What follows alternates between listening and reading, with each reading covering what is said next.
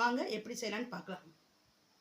செய்கிறதுக்காக நான் 2 tumbler ration புழுங்கலரிசி எடுத்து வச்சுருக்கேங்க. அது ஒரு பவுலுக்கு ட்ரான்ஸ்ஃபர் பண்ணிக்கலாம்.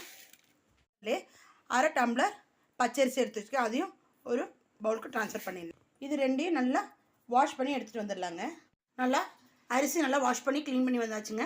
இப்போ இதோடு சேர்ந்து நான் கருப்பு உளுந்து எடுத்து வச்சுருக்கேங்க. நீங்கள் உடச்சதாக இருந்தாலும் இல்லை நீங்கள் கருப்பு உளுந்து இல்லைன்னா நம்ம தொலி நீக்கின உளுந்தும் சேர்த்துக்கலாம். ஆனால் கருப்பு உளுந்து நல்லா டேஸ்ட்டாக இருக்கும். அது ஒரு 1/2 டம்ளர் சேர்த்துருக்கேங்க. பருப்பு அது 1/2 கப் கிடையாது, அதுக்கும் கம்மியாக நான் சேர்த்துருக்கேங்க. பருப்பு அதுவும் 1/2 கப்புக்கு கொஞ்சம் கம்மியாக சேர்த்துருக்கேங்க. கடலைப்பருப்பு இதுவும் 1/2 கப்புக்கு கொஞ்சம் கம்மியாக சேர்த்துருக்கேன்.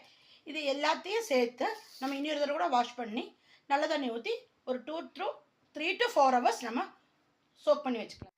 இப்போ நம்ம அடையோட அரிசி பருப்பெல்லாம் நல்லா ஊறிடுச்சுங்க. இப்போ நம்ம ஒரு மிக்ஸி ஜாரில் 1 டேபிள் ஸ்பூன் அளவுக்கு பெப்பர்